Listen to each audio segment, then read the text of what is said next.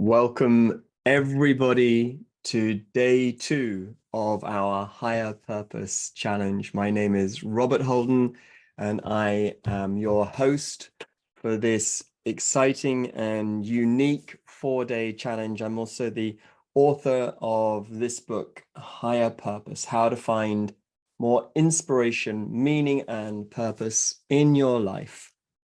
Starting from now, I want to welcome everybody to our second class. And over the last few minutes, I've been greeting people here on the chat from Qatar and China and Trinidad and Tobago, Sweden, Japan, Scotland, Finland, Canada, England, the US, Lebanon, and also Nairobi in Kenya, which is actually the place of my birth. And I write about that here in Higher Purpose.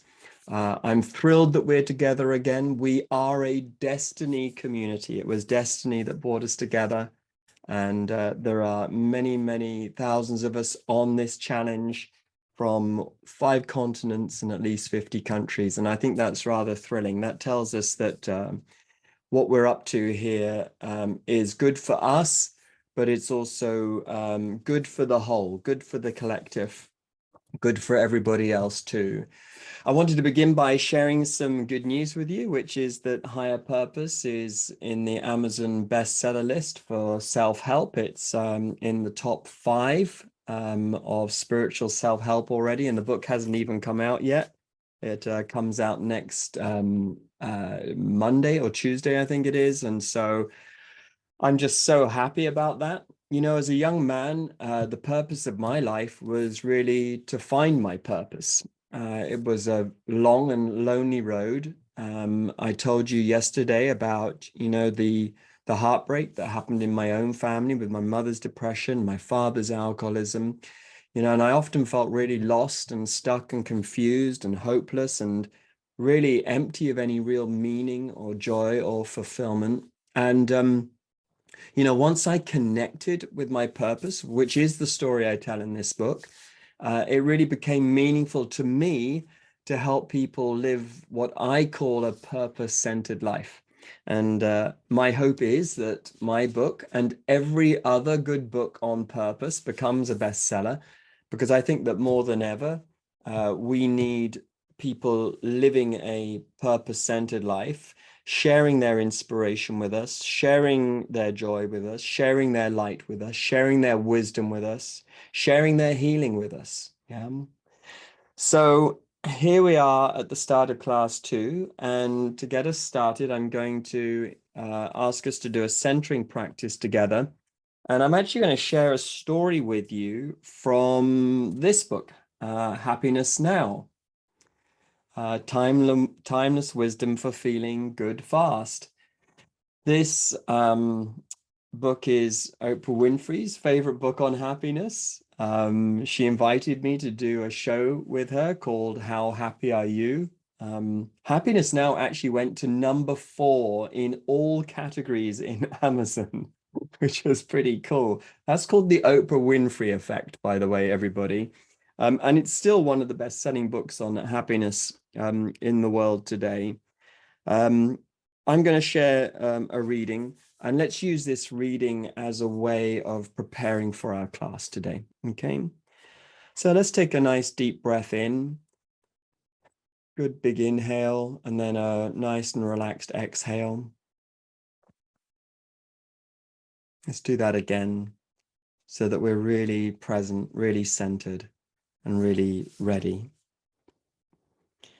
There's a famous story from the Zen tradition that tells of an encounter between a young, eager student and a well-respected Zen master, noted especially for his perpetual grace and happiness. Master, I dream of everlasting happiness. What is the highest wisdom you can teach me? Asked the student. The master smiled. He took his brush and wrote, as if for the first time, attention. Wonderful, said the student. And what comes next after attention? The master smiled. He took his brush and wrote, as if for the first time. Attention. Attention. Yes, nodded the student, utterly perplexed. Anything more? The master smiled. He took his brush and wrote as if for the first time, attention. Attention. Attention. Okay, what does attention mean? Asked the student, unable to see. The master spoke. Attention means attention. Is that all? Asked the student, obviously dispirited.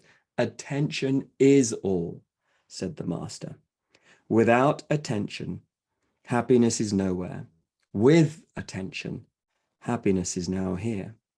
Attention is freedom from all. Attention offers all.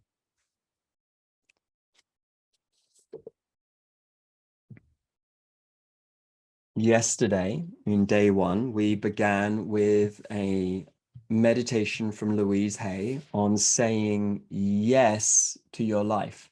By saying yes to your life in both the good times and the difficult times, it really helps you to be open and available.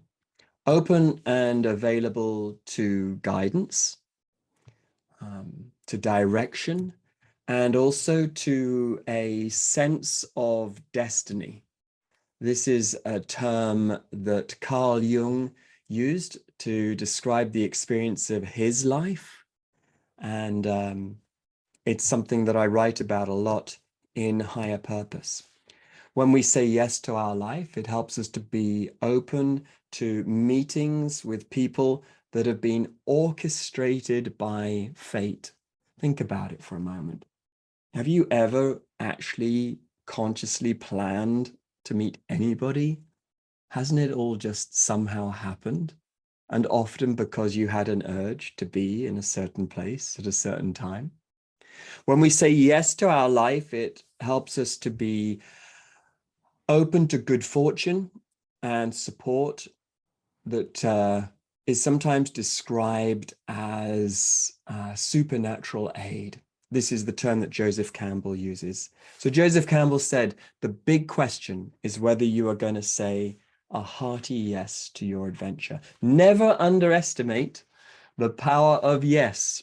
By saying yes to your life, you are saying yes to your purpose, even if it is not always clear to you what your purpose is.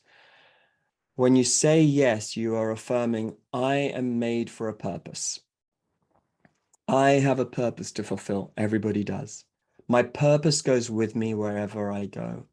And my purpose is in the here and now. Yesterday, we addressed purpose anxiety, this fear that we don't have a purpose, this fear that we'll never find our purpose. And we really spent the first class at the Holy Church of Noticing. We paid a visit to the Holy Church of Noticing. You won't find your purpose if you're not paying attention to your life. If, however, you're willing to spend some time at the Holy Church of Noticing, which is a term that my wife Holly uses in one of her poems, then your purpose will reveal itself to you. Your purpose is always with you, right where you are.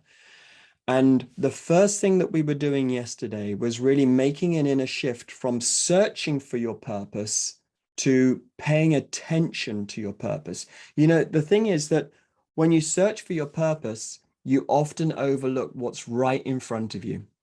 Yeah, it can happen. Yeah. In fact, if I may, I'll just quickly share the very first story that I share. It's in the introduction to this book. On my first pilgrimage to India, I remember squeezing into a two-seat rickshaw with my friend and heading into Delhi city center. Have you ever done that, by the way? Those rickshaws, they're a bit rickety, shall we say, and very cramped. We were stopped at a red light at a busy intersection, surrounded by huge trucks, buses, cars, and motorbikes, when suddenly an elephant appeared from nowhere, and it stuck its head inside our tiny carriage. Oh my God, an elephant, I shouted. Where? said my friend. What do you mean, where? I shouted back. Its long grey trunk was sniffing at our shoes. I can't see it, he said. Right here, I shouted. Oh my God, an elephant, he shouted in turn. How could you not see it? I asked. It was so close, I couldn't see it, he said. Yeah, you see, your purpose is bigger than you can see sometimes. It is bigger than your ego, bigger than you take yourself to be. Your purpose doesn't only belong to you, it's part of a bigger picture, and you must adjust your sights to see your purpose in its true glory. We go to the holy church of noticing. We pay attention to our life, the one that is happening right now, by the way, not the life you hope to live one day, or even the one you used to live. This one right now, this life is where your purpose is. Higher purpose is, it's packed with stories. And the purpose of each story I tell in this book is to help you pay attention to your life and to recognize who and what is helping you to live your purpose. The exercise that we did yesterday was about focusing on recognizing your purpose. And the inquiry I gave you was a sentence completion exercise, which was, I feel most on purpose when. I feel most on purpose when. Do you remember? How about today? When have you felt most on purpose today? Think about that for a moment. Can you recognize a moment in your day when you felt most on purpose, just for today? Earlier today, I was playing football with my son, Christopher, who's 12 years old. That was me living my life on purpose. What was the point of that? Well, it wasn't just to play football. It was to create a memory together. It's to play together, to love each other and to enjoy all of that. Yeah, especially when we're in the middle of so much busyness so often. You know, I'm in the middle of a book launch right now.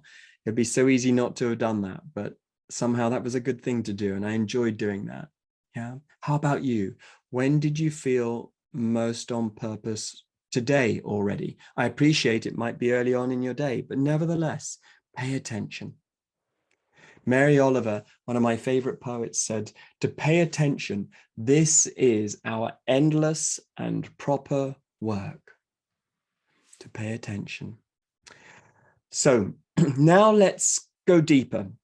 Now let's look at 4 ways to recognize your purpose.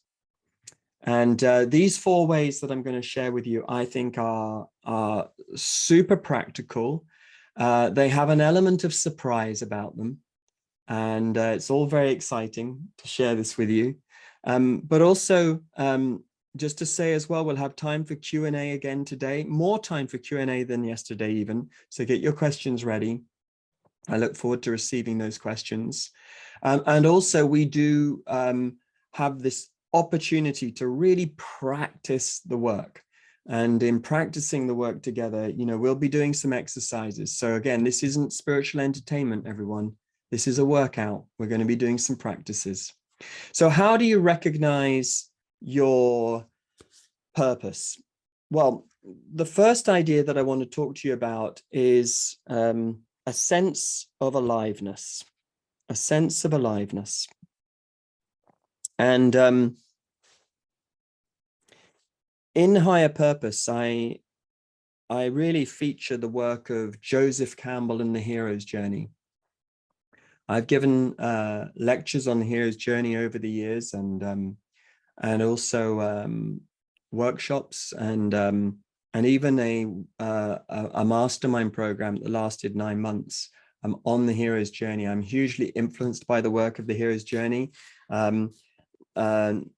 In an interview, I was once asked what is my desert island book, the book that I would take with me to a desert island. That was easy for me. It's A Course in Miracles. But I also said, if I could take a DVD set with me on that desert island with a DVD player that was solar powered somehow, then I would want to take The Power of Myth, which is a DVD series. It's a PBS special where Joseph Campbell is talking to Bill Moyers over 6 episodes. And this documentary, essentially, series is my most watched documentary series. I've watched it many, many times. I love it so much. Indeed, earlier today, I was doing a podcast with my friend Scott, who has taken my Success Intelligence Mastermind program. And he's a huge fan of the hero's journey, and we were talking about the effect of the hero's journey on our lives. It's had a big impact on me. Well, it was actually in The Power of Myth when Joseph Campbell said something to Bill Moyers about aliveness that really stopped me in my tracks for the very first time. This is what Joseph Campbell said, and it's about the sense of aliveness. He said, "People say that what we're all seeking is a meaning for life. I don't think that's what we're really seeking. I think that what we're seeking is an experience of being alive, so that our life experiences on the purely physical plane will have resonances within our most innermost being and reality, so that we actually feel the rapture of being alive." Do you know, when I first heard that, I couldn't connect to it. You know, I was a young man. I was in my mid-20s by then, and I was still, I think, trying to get my head around purpose and meaning. And it was because I was really only engaging my head in the subject that I was missing out on this feeling of aliveness and indeed love. And I was trying to work it out mentally. And so when I first read this by Joseph Campbell, I wasn't really sure what he was saying. And I was a bit disturbed because I had agreed with everything up until now. But this sense of surely we're looking for the meaning of life. No, we're not looking for the meaning of life, he said. And it's true, because, you know, when I feel alive, I don't question the meaning of life. It's only when I'm tired, really exhausted, you know, and on my knees, that's when I say, what is the meaning of life? When you're engaged in life and you're in the flow of aliveness, you really, really do have a great feeling about that your life is full of meaning somehow.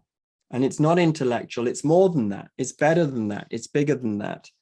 So this is the quote, and I have been actually asked to read it one more time, and I'm going to do that, but I would say, hey, buy the book, okay? Ready?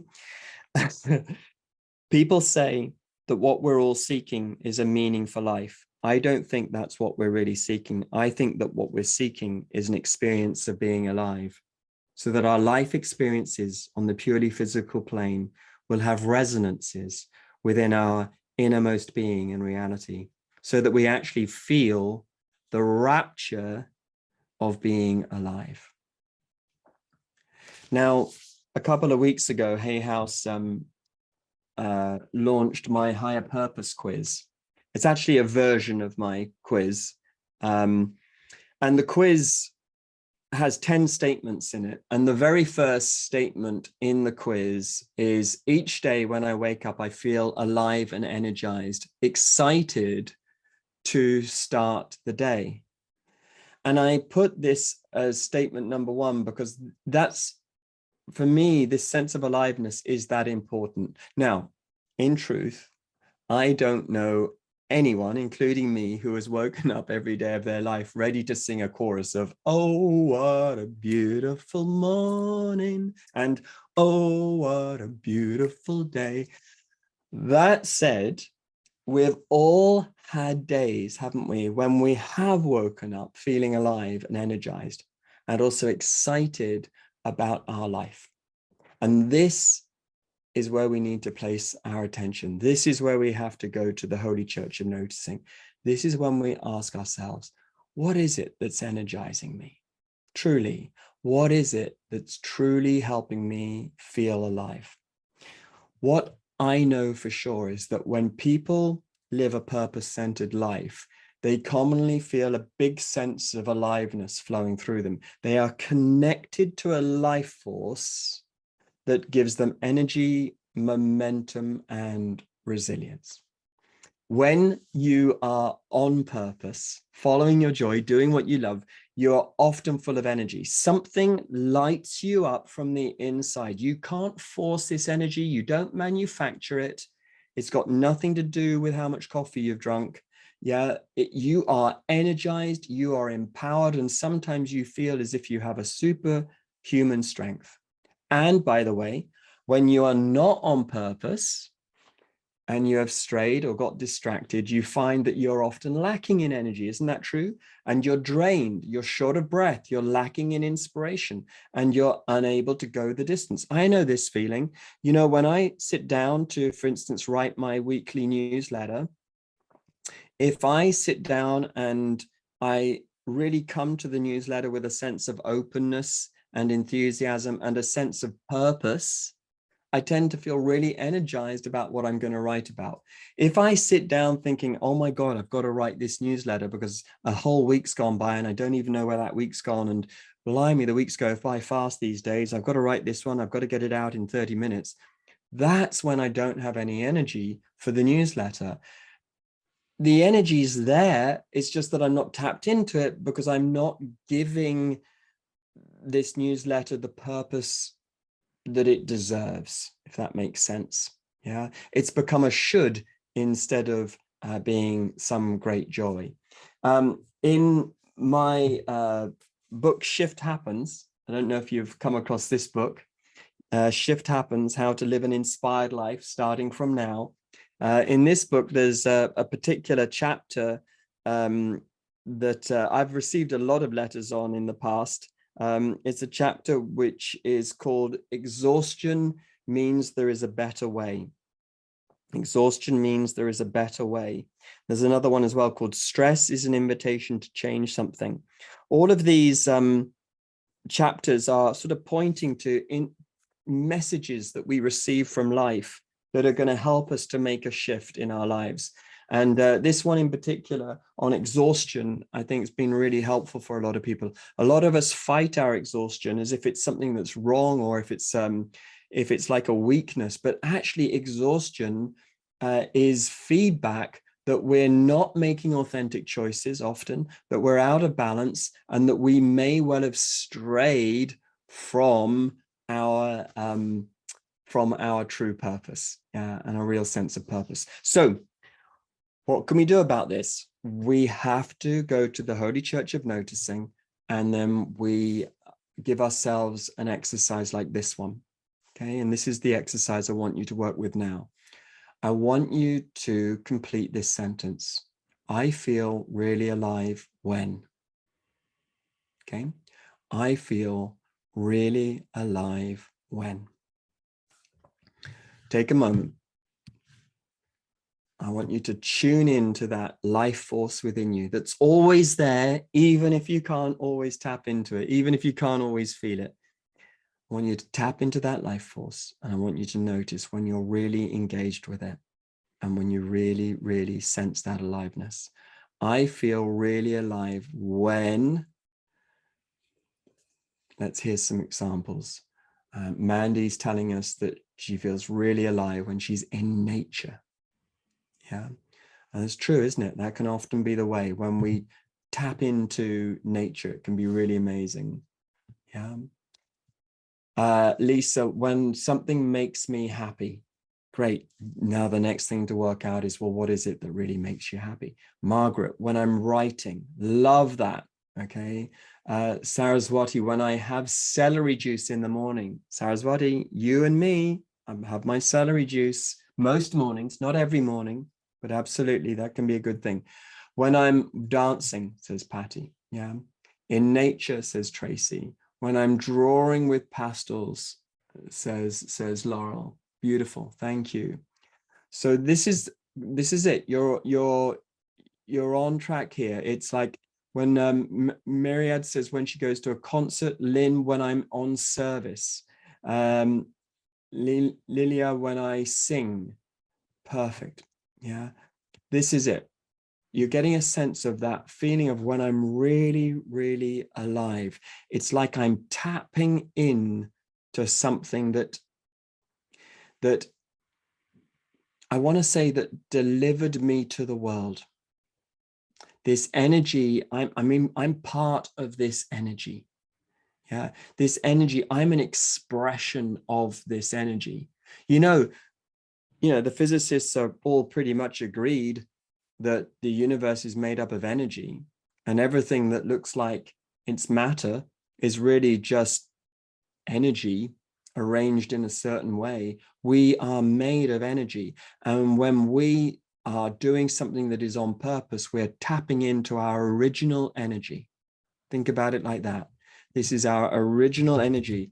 And now we're not working from the energy of should, ought, and must. This is something else. This is our original energy. It's not contrived. It's something that we want. Yeah, Bill, when I have an audience. Yeah, when I'm in nature again, says Jen. Perfect. When I'm painting and creating, says Rev Deb. For sure. Rev Deb is, you're the most wonderful, wonderful artist, and your work, which I know about, is just, well, it is like just energy. It's full energy. It's amazing. Yeah. This sense of being energized, it's quite intriguing, really, when you really pay attention to it. There are all sorts of things in life that we don't have any energy for, and yet there are some things that we just have so much energy for, and that's what's interesting. Yeah, it's like the energy is always here.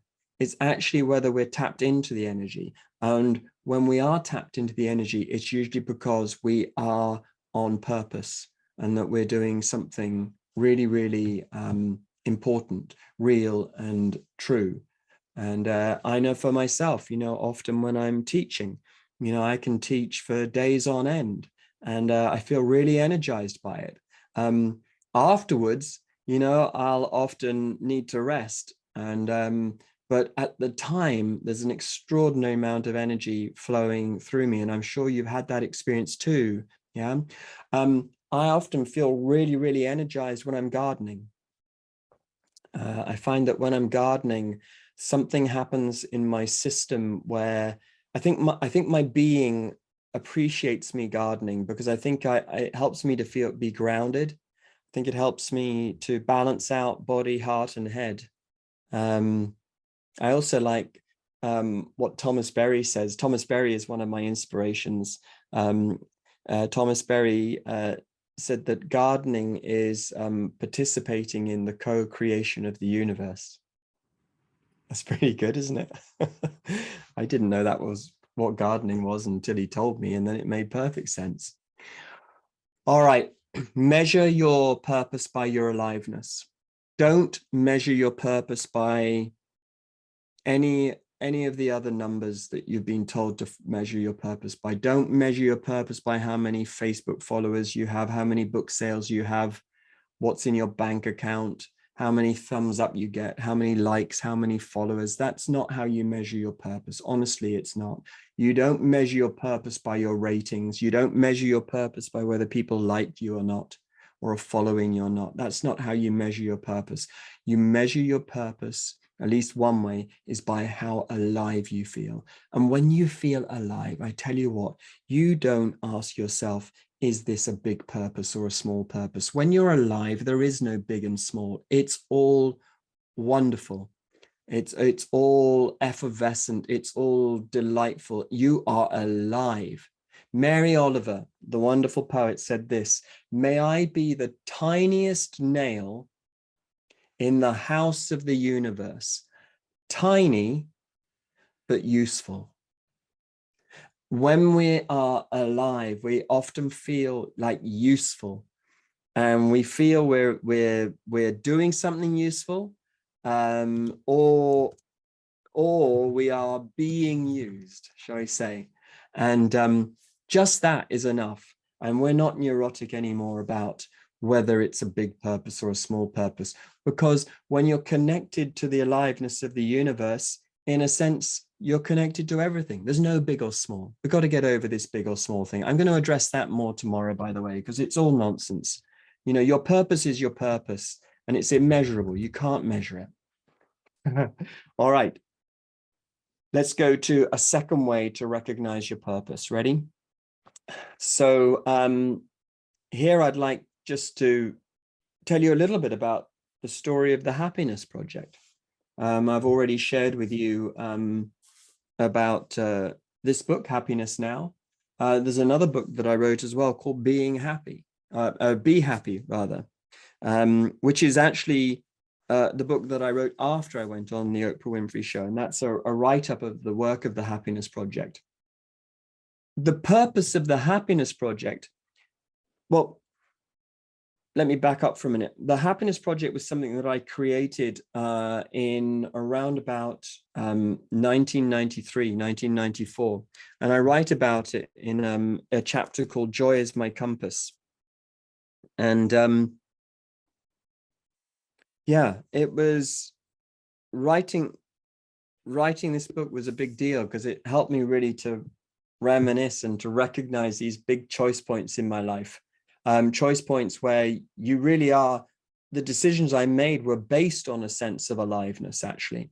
Anyway, when I created the Happiness Project, which was based initially on the National Health Service here in the UK, the purpose of the Happiness Project was for me to create a conversation about happiness.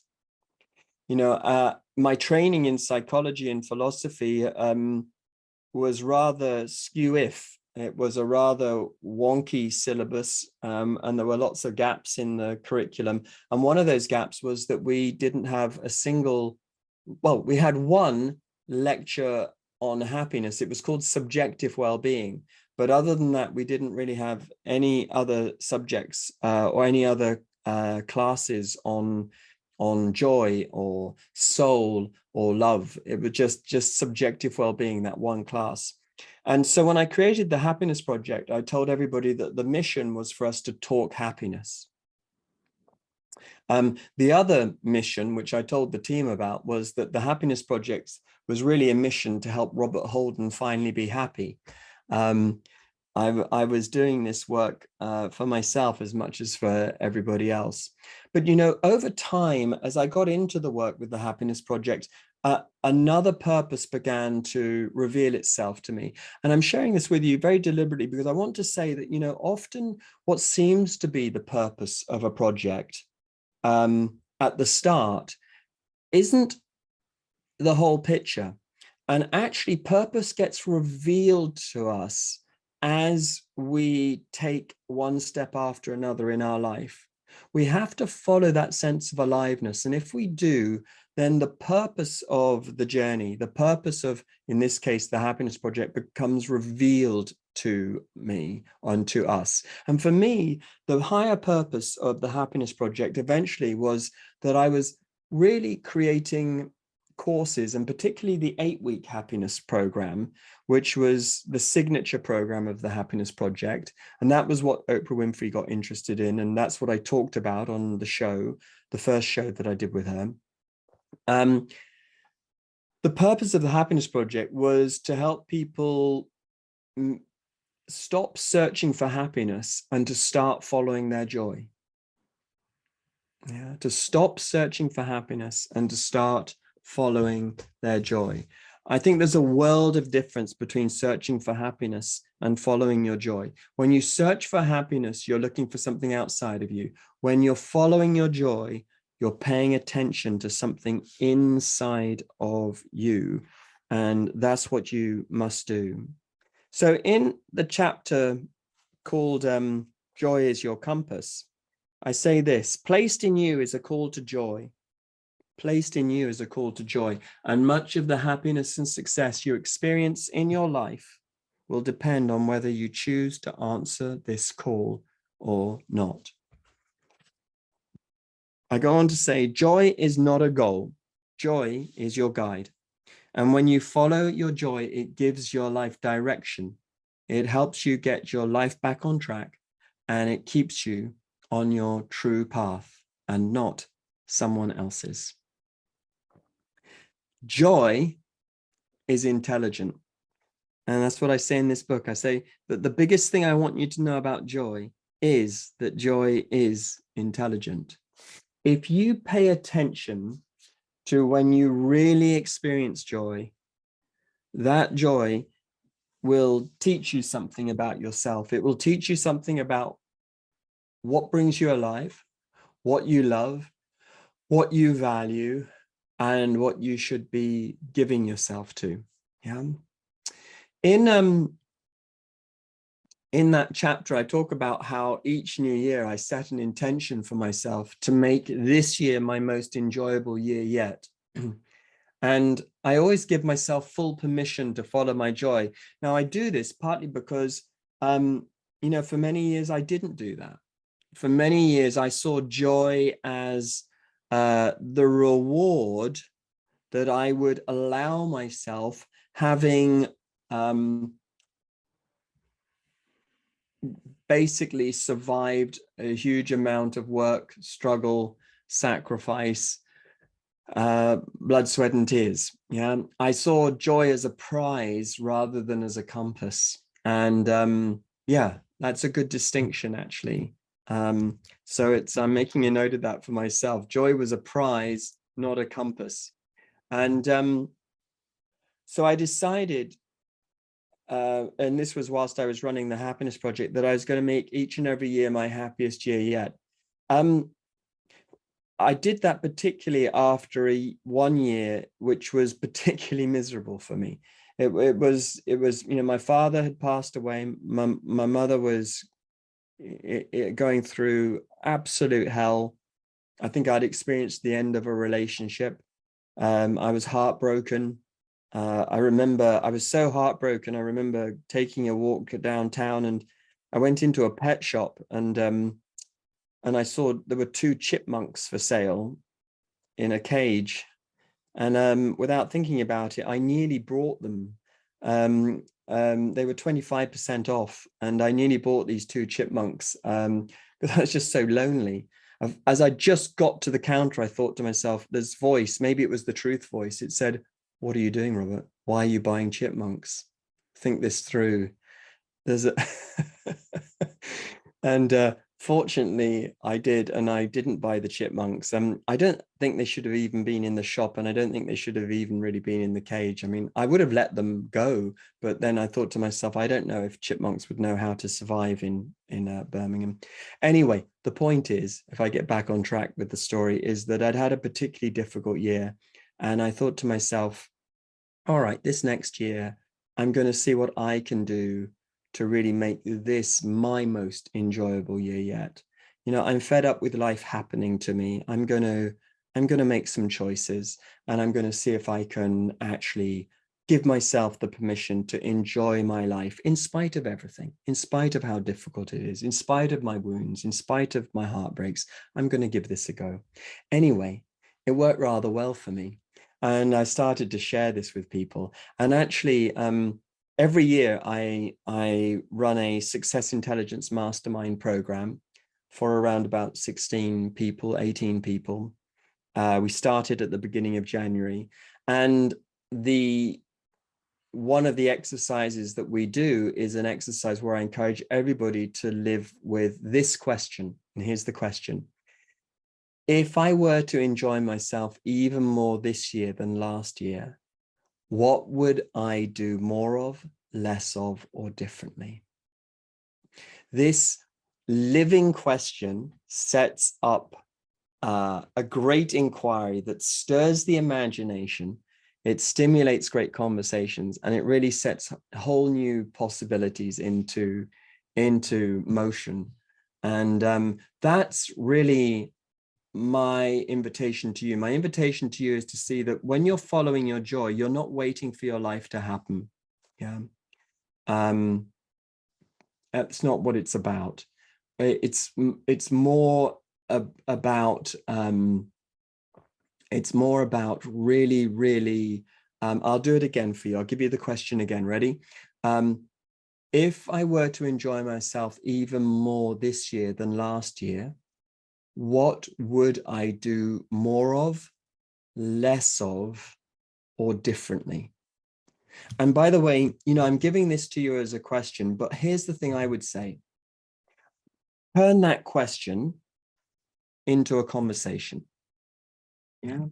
So turn that question into a conversation. Make sure you have a conversation with somebody. Simply just, and don't worry about the this year and last year bit. Do this literally later on today. Yeah. If I were to enjoy my life even more, starting from now, what would I do more of, less of, or differently? And I tell you what is so good about this exercise is it really helps us to take our power back and to see that life is all about, or happiness in particular, isn't so much to do with our life circumstances. It's to do with our choices. Life circumstances matter for sure, but actually our choices, the choices we make in our life matter even more than that. And what I want you to know, and what I believe with my whole heart, is that there's a world of difference between pleasure and joy. Pleasure is a wonderful thing. That's with the school of hedonism. And hedonism, by the way, is also a great thing in balance. But there's this joy, which is to do with what Aristotle called eudaimonia. It's a happiness with a purpose. Yeah, that's what we need to focus on. All right, so that's our second idea. Taking a little look at our time here. Let's go to our third point. And our third point is in how we're going to recognize our happiness. This is to do with identifying your chief point of inspiration. Okay, make a note of that. Identifying your chief point of inspiration. So I was lucky enough to work with Dr. Wayne Dyer on a number of occasions. In fact, he and I were on the same billing for over 50 I Can Do It conferences worldwide. I often made a point of flying in to hear his talk. He would often be the first person to speak at the conference, and I was often the last person to speak at the conference. We were bookends for the conference. In my book, Higher Purpose, I quote Wayne in a number of places. And one time I quote him here. He said, "There is a voice in the universe urging us to remember our purpose for being on this great earth. This is the voice of inspiration, which is within each and every one of us." People who live purpose-centered lives have identified what I call their chief point of inspiration. They know what inspires them, and they stay close to this source of inspiration through the good times and bad, through the ups and downs, and everything else that happens to us in our life. They are living an inspired life. Higher Purpose really is a collection of everything and everyone that has inspired me to live a purpose-centered life. Early on, that included meeting Avanti, my first spiritual teacher, a student who was on my degree program at university. He was a mature student. He was 24 years old. We were all 18 years old. He was an Indian, a yogi, and he gave me a copy of the Bhagavad Gita. And that book set me on my path for sure. Finding A Course in Miracles, you know, I write about A Course in Miracles and how A Course in Miracles absolutely has inspired me in my life. Learning about the Enneagram. We'll look at the Enneagram a little bit more tomorrow. Also, throughout Higher Purpose, I've weaved this thread, which goes from Rudolf Steiner to Viktor Frankl, Man's Search for Meaning, Carl Jung and A Sense of Destiny, Rilke, the German poet Rilke, who asks us to find our living question, and also Wordsworth, who helps us to be happy warriors in this world. Also in this book, I talk about friends, mentors, and teachers, people like Mary and Ron Hulnick of the University of Santa Monica. I have been lucky enough to give 2 graduation talks at the University of Santa Monica for the students who completed their master's and degree programs in spiritual psychology. These were held at UCLA at the campus there, and they're wonderful events. Often, just a great packed hall, a couple of thousand people, wonderful celebratory times. And there's one chapter in here which is really a write-up of those commencement speeches. My mentor, Tom Carpenter, 3 interviews in this book with Maya Angelou. I still don't know what to say about that, to be honest, that I had the chance to meet Maya Angelou and talk with her 3 times. That's amazing. I sometimes think maybe that's what happens when you're brave enough to follow your purpose. You get those sort of unimaginable happenings. But there's also what I really wanted to do in this book was to tell you about some of my friends like Sue Boyd, who transformed her village by arranging for baskets of hanging flowers to be put up everywhere. And also Winnie and Case, my friends Winnie and Case, who swim in the wild with whales and dolphins. And in fact, I met Winnie and Case in Amsterdam at a talk. Wayne Dyer and I were giving a talk for a whole day in Amsterdam back in, this would have been 1996, I think. And he'd just written his book, Manifest Your Destiny. And Winnie and Case had come to listen to Wayne Dyer. They didn't know who I was. But afterwards we became good friends. And a little bit after that, they got in touch to say, look, our life has changed. We've been following our joy. And we are now based in Tenerife, in the Canary Islands, and we're swimming in the wild with the whales and the dolphins. And would you like to come? And we said yes. And we've been at least 10 times ever since and taken many friends with us on these wonderful, wonderful journeys. Other friends of mine, Viva and Liz, I'll tell you a bit more about some of them tomorrow as well. But I also wanted just to share a little bit more about inspiration and tell you in particular, there's a chapter in this book which is called Make Me an Instrument. And this really is a write-up of my pilgrimages to Assisi. And there are 2 sets of pilgrimages that I take to Assisi, that I do, inspired by St. Francis and St. Clare. Both of them, by the way, are with Nina Hirlander from Dancing Spirit Tours. And on both the Living Your Purpose pilgrimage in Assisi, and also the online pilgrimage, which is called Make Me an Instrument. We had to create that one because of COVID. We offer an inquiry that focuses on the chief point of inspiration. And the basic question that I ask you to work with is, what inspires me? And I give you this question after we've been learning about Francesco and Clare's early life, so St. Francis and St. Clare. And I invite you to reflect particularly on what inspired you as a young child and a young adult. What was your experience? How did you follow your bliss? How did you leave behind normal? And what are you doing with that inspiration today? The thing that inspired you once before, what are you doing with it? Are you still in touch with that inspiration? And by the way, what is it that most inspires you today? And are you living a life that inspires you? All I would say is just notice what inspires you. That's all. Notice what inspires you. Yeah.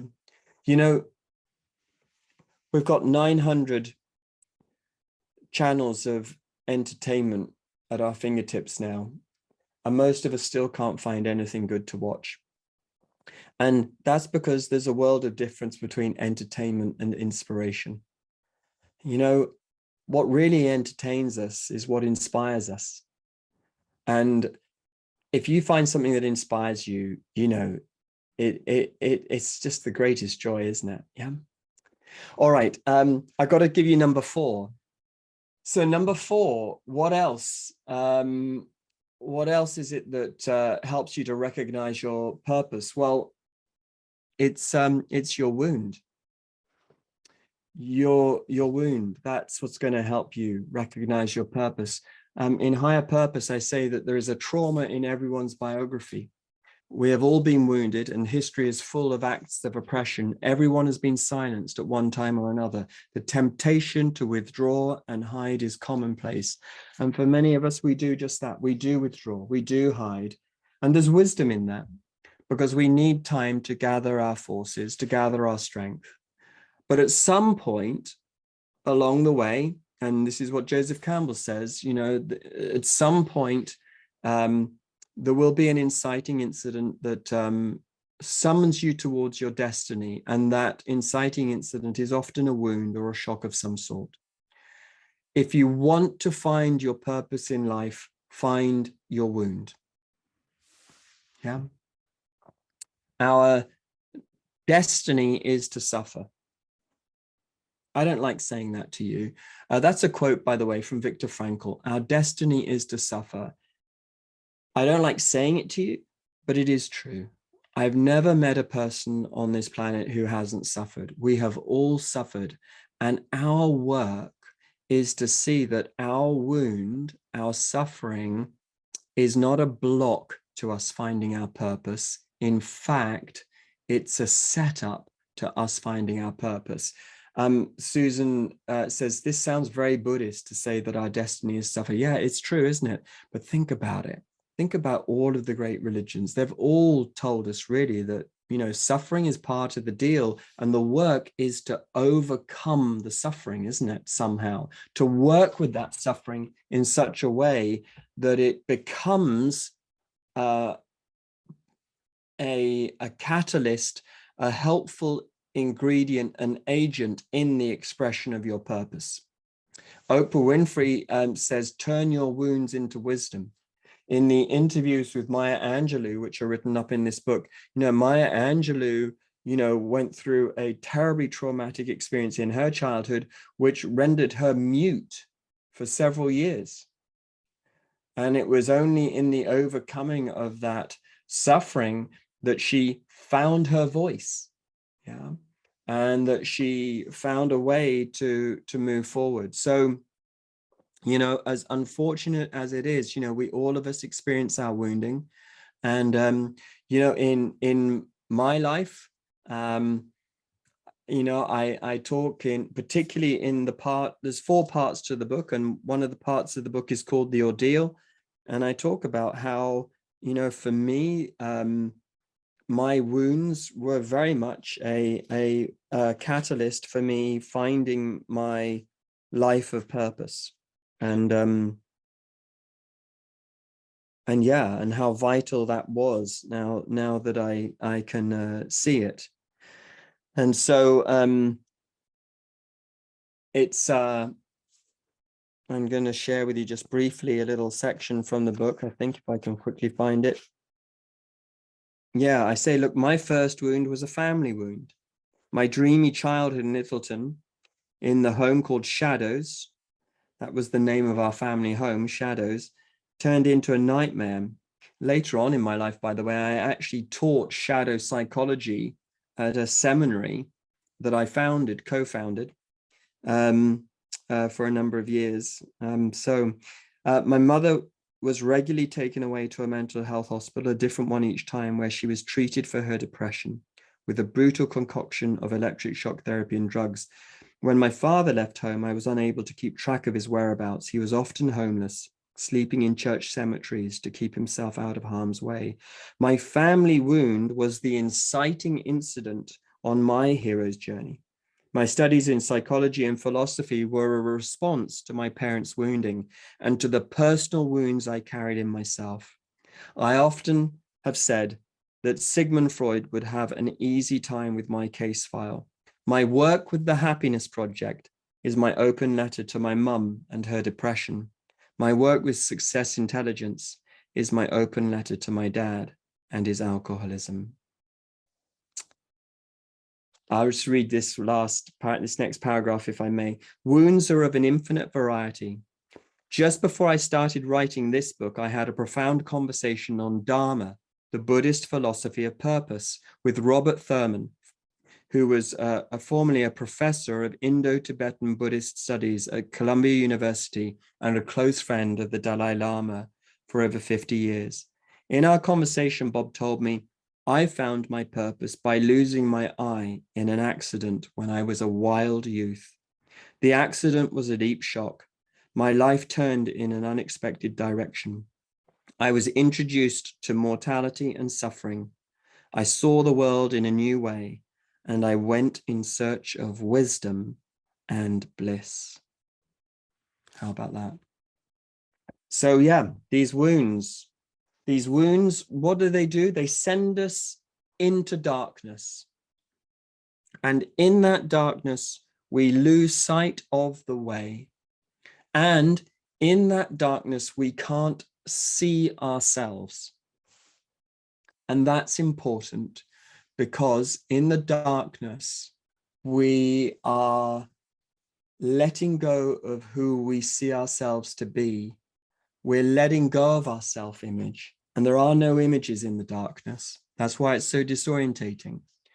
But when we enter out of that darkness, we bring with us a new light and a new sense of self. And that new sense of self is what we need to continue our hero's journey and to be on our way. Okay, I'm going to pause right here. Oh, and I need to do some Q&A with you. And I'm sorry I haven't given so much time to this today, but yeah, look, I got a bit carried away. So let's have a little look. I'm being asked, what was that TV show that I love and watch over and over again? It's the PBS special, and called The Power of Myth by Joseph Campbell, and it is available. You can find that for sure. Nancy says, if you have a few different things you're inspired by and enjoy, how do you focus on one for your purpose? Well, you don't have to focus on one. I would just say that. But I think I appreciate what you're saying here, Nancy, which is, some of us, we have a number of yeses that we're really interested in our life. And actually, in the book that I wrote with Louise Hay called Life Loves You, I encourage people, Louise and I encourage people to write an affirmation board of all of the things that we love to do. And in that exercise, we talk about sacred yeses, the yeses that are most sacred to you. And Nancy, what I would say is make a list of all of your yeses and then really identify the yeses that are sacred to you. Okay, see how you get on with that. Because for us, you often have to say no to the other yeses in order to follow the sacred yeses, the yeses that really inspire you. Kevin says that true inner voice will protect us from chipmunks. That is very wise, and thank you for saying that. So any suggestions on how to heal the wounds? Yes, Donna, we're looking at that in particular tomorrow. But the first thing to say is the way we heal our wounds is by not judging our wounds so much and not being ashamed of our wounds. The fact that you've got a wound makes you a human being, for goodness sake. And the first thing we need to do is not judge ourselves. The second thing we need to do is stop being ashamed of our wounds.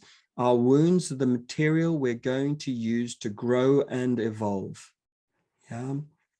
So that's how we do that. But I'm going to share more with you about that as well as we go on. Yeah.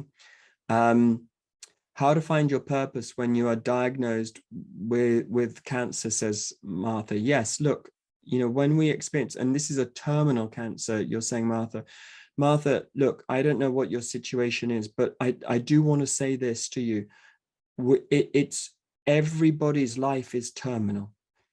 Okay, everybody's life is terminal. That's why I say, your purpose is about the here and now. Your purpose is not about how long you live. Your purpose is about how much you shine your light right now, Martha. And Martha, I'm shining my light right at you now. because, a few good seconds lived with a full-blown experience of love and honesty and truth and kindness, that lights up the world. That lights up the grid that we all belong to. And our purpose of our life is not to live as long as possible. The purpose of our life is to live. It's to experience this aliveness, and we get on with that now. Yeah. I once did some work with somebody who had a fear of flying. And when we got down to it, the reason that they were afraid of flying was because they were afraid of dying. And why were they afraid of dying? It was because they believed that they hadn't lived their purpose yet. When I encouraged them to live their purpose every day, amazingly, the fear of flying disappeared. Yeah. It's like we're going to talk more about this. We need to talk more about this tomorrow, and we will. Okay, so we're going to do a lot more on that tomorrow. How can each and every one of us experience our aliveness here in the present moment? Knowing that, none of us know really how long we have to be here. This is why I'm so passionate about purpose being a here and now thing. Yeah. So, everybody, I want to say thank you so much for today. Thank you. I hope these 4 principles that I've shared with you for recognizing your purpose make sense to you. What I'm trying to help you to do today is to build up your inner compass. And this inner compass is based on your sense of aliveness, following your joy, recognizing your chief point of inspiration, but also honoring your wounds. Yeah, really, really honoring your wounds. This is vital that we do this, because we've all been wounded, and it's part of the journey. And it's our capacity to meet our wounds with love that's going to help us truly live our purpose.